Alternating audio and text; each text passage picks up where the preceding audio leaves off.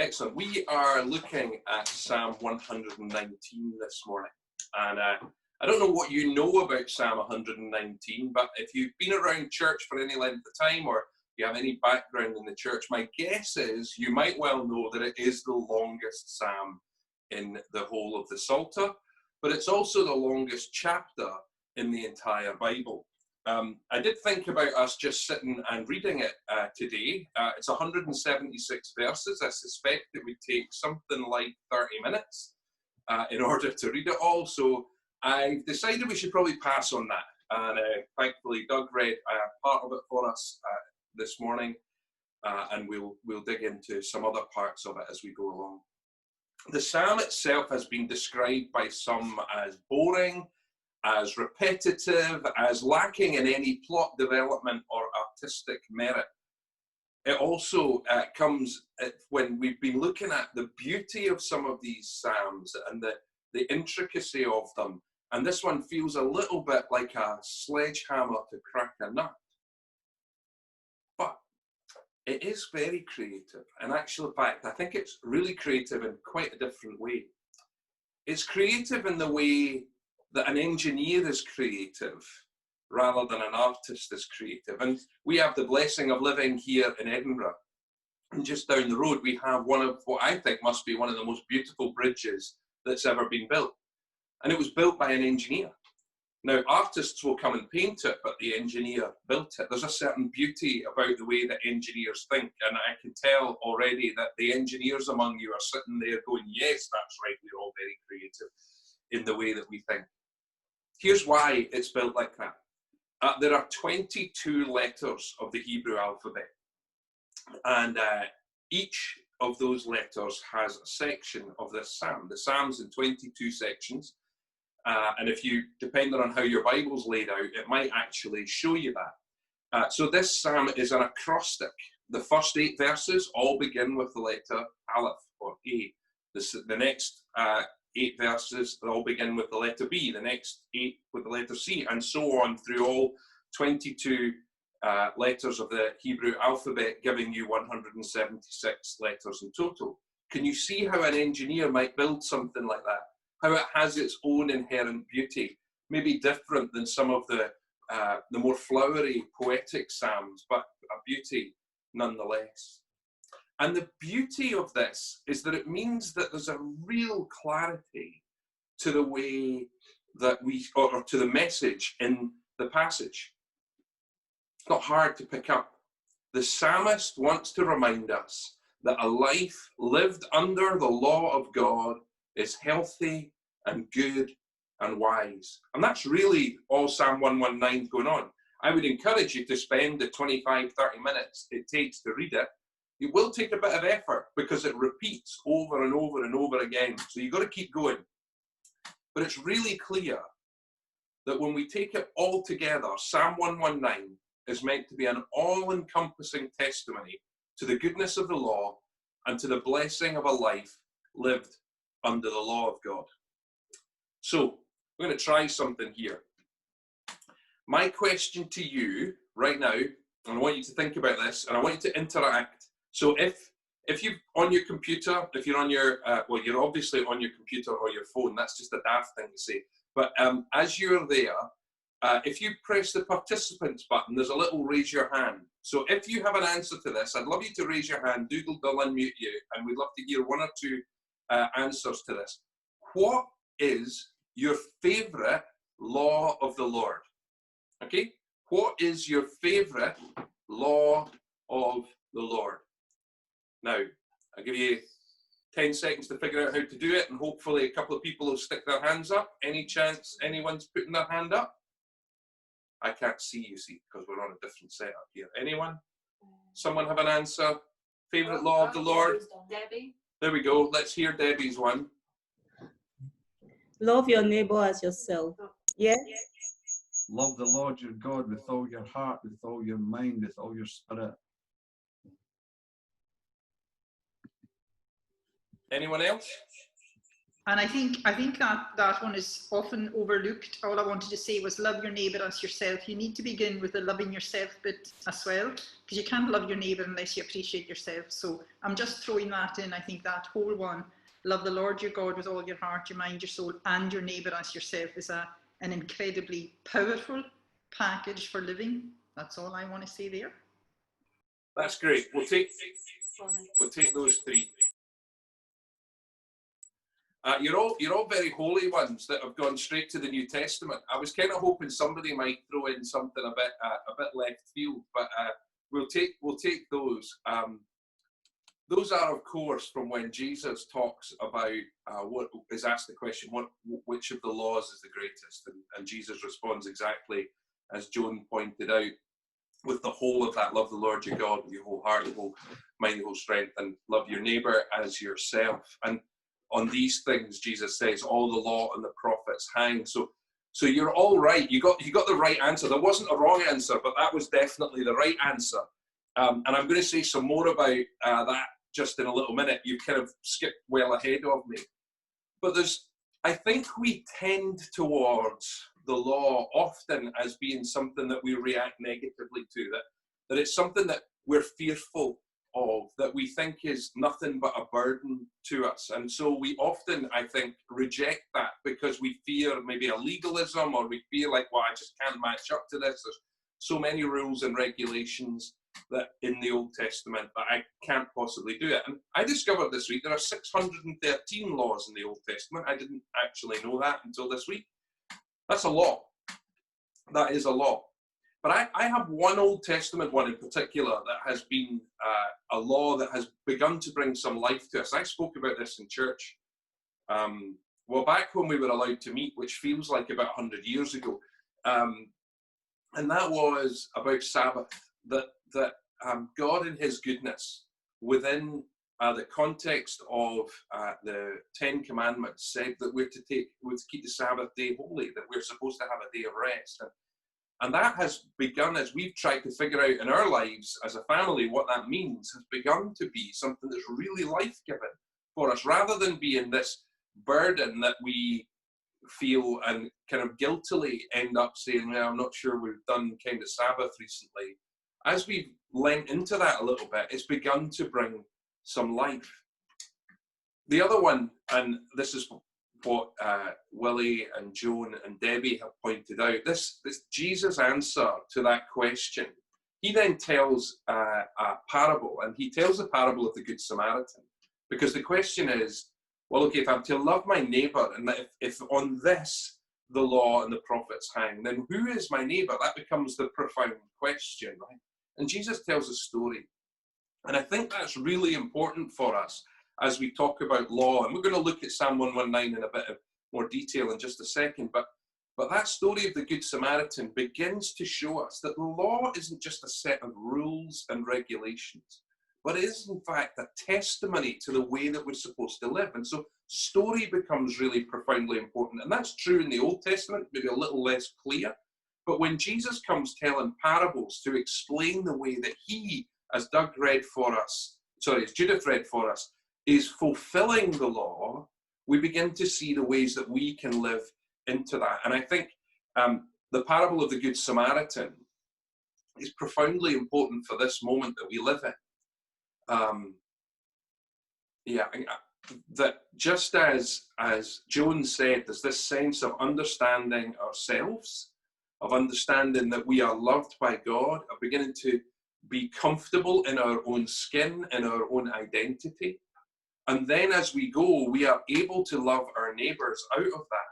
So it's profoundly important that we have that relationship with Jesus that begins to ground us in our own identity and bring us security and confidence in that. And then we are able to go and love others. And what does the parable of the Good Samaritan teach us? Well, the parable of the Good Samaritan teaches us profoundly that the people we are supposed to love are the people who are not like us, the people who are very different to us, that we don't get to pass by on the other side of the road when people are struggling or saying that they're in need of help or are obviously in need of help. Instead, we're supposed to come, we're to be generous, we're to love, we're to be, to go the extra mile. That's what it is to love our neighbour. And I'm not going to do the cultural exegesis for you, but I'm sure you can all figure out exactly what that's about in this moment. We talked last week at length about the issues of race in our culture, and we will continue to talk about that in the weeks ahead. This parable has something profoundly important to say to us. And we don't get to write it off just as a story. It's law. It's right at the heart of what it is to understand the law. And the great thing about that is it's beginning to draw us out of this place where the law is just a big long list of things we have to do, and into a place where the law is a thing that brings us life, that sets us in a way that means that we live well in the world. And I hope that makes sense for you. I want us to see three things out of Psalm 119 this morning. And as I said, don't worry, I'm not going to read it all for us. The first is this, that observance of the law does not equal legalism. I think there's a particularly Scottish struggle here out of our kind of Calvinistic roots that we end up with law very quickly being equated with legalism because our history is steeped in that. And we must guard against observance of the law becoming legalism, because in the passage that Judith read for us, we see that Jesus says, listen, if you're going to behave like that, like a legalist, like the Pharisees are, then you'll be judged like that. So don't behave like that. This psalm is encouraging us, though, not to devotion to the law per se, but to the law giver. We're not devoted to observing these laws, but to the one who's beyond those laws, the one who gave those laws. And in that way, the psalm begins to function like the Proverbs does. It brings wisdom to us, sometimes in strange ways that we're not used to.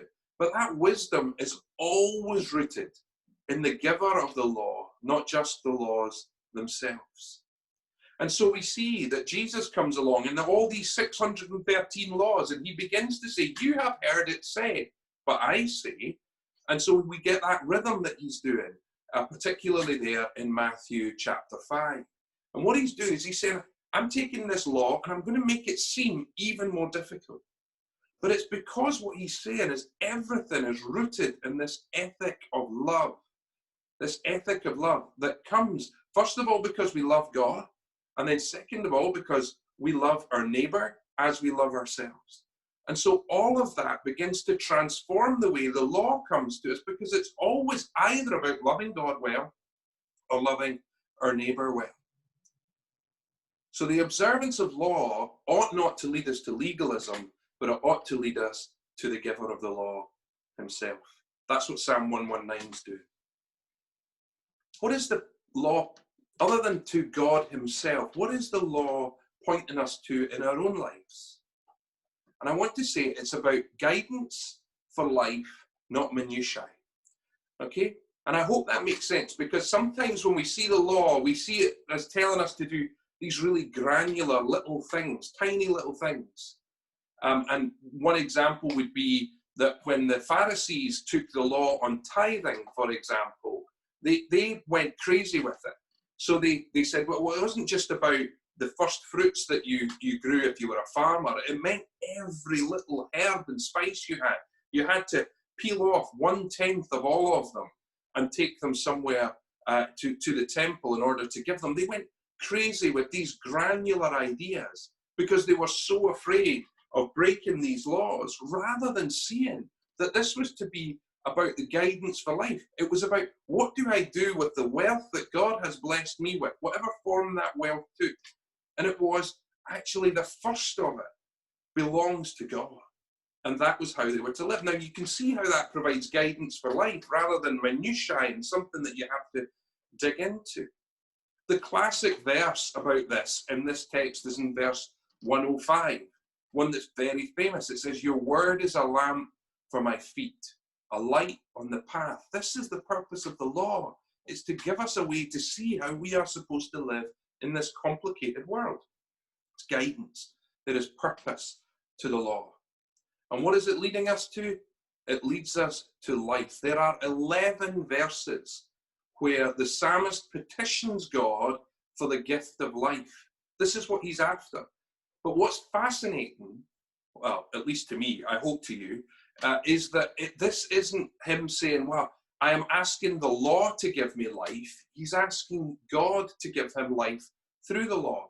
It shows that obedience to the law itself will not bring life, but rather life is a gift of God's own self. God gives us life. We ask him, and one of the ways we do that is through attentiveness to his law. Does that make sense? So, first of all, observance to the law doesn't need to equal legalism. Secondly, the law is about a guidance for life, not minutiae. And then finally, all of this begs the question, is God therefore just a lawgiver? Is that who he is? Is he just a policeman or a judge in the sky handing down decrees for his subjects to follow? Is that what he's doing?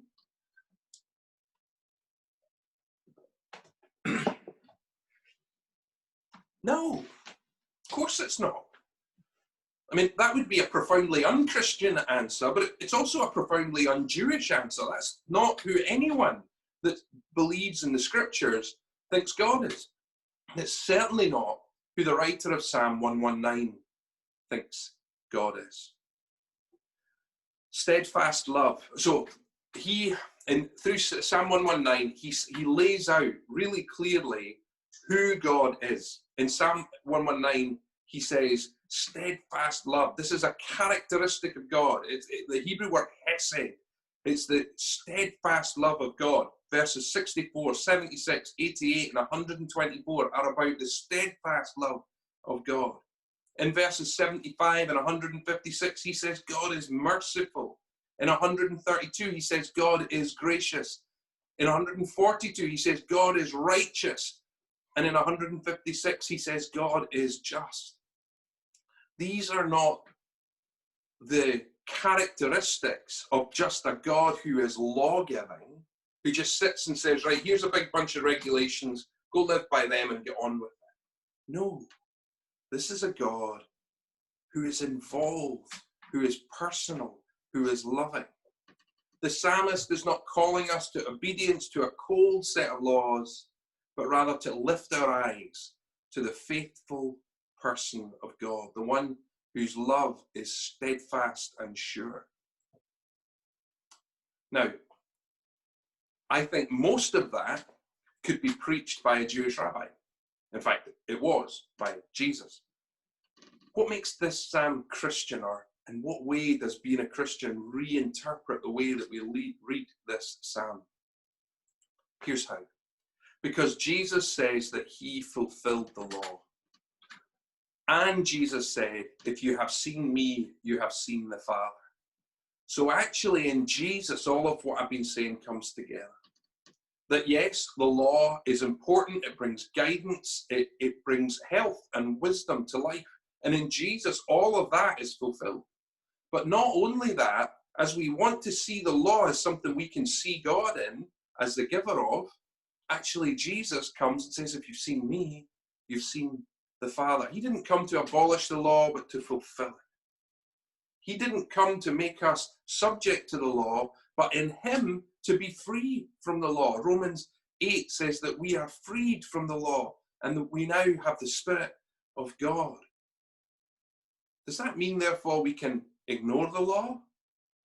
Well, you see, the problem with that is that we would only want to do that if we saw the law as bad. But the law, as we're seeing, brings life. Not the life that Jesus promises, the life and life of all its abundance, but it brings a life and a way of life that is good and healthy and is a blessing to all, not just to ourselves. I want to encourage you this morning to think about the law, to think about the laws that you know, maybe to spend some time this week reading in the scriptures and find other laws.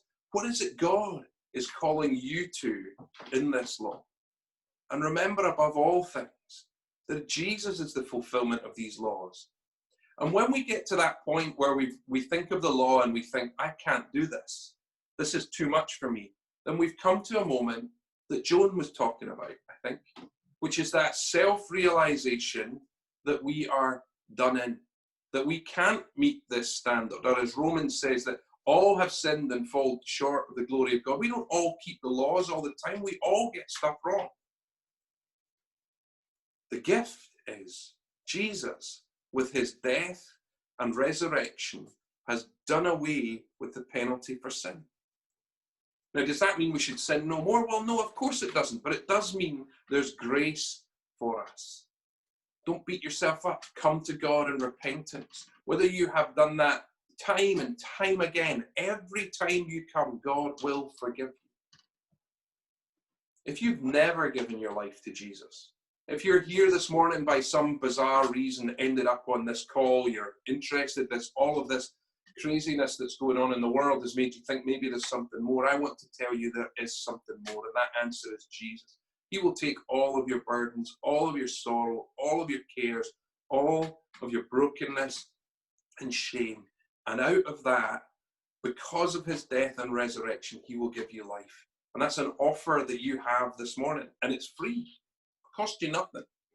On the other hand, it will cost you everything. Because he will transform your life to be one who loves the law and, more importantly, loves the giver of the law. I'd love you to respond to that this morning. If you're someone here who wants to give their life to Jesus for the first time, please, this is the weirdest thing I've ever done. Please drop me an email afterwards, glenn2ns@pbc.scot. I'd love to chat with you some more. I'd love to help you out with that. But for those of us who are used to being around a Christian context, let me encourage you as you go into this week, might you go as people who are keen to obey the law of God, particularly the ones that Willie and Joan and Debbie mentioned to us at the beginning, that we would love the Lord our God with our whole heart, with everything that we are, and that we would love ourselves because Jesus has made us well. And as a result, that we would love our neighbours as we love ourselves. Let me pray a benediction for us all. May we go from here to obey the law. May we go from here to seek the giver of the law. May we go from here to embody the law as good news. May we go from here trusting in the grace of our Lord Jesus Christ, knowing the love of the Father and experiencing the fellowship of the Holy Spirit this week and always. Amen.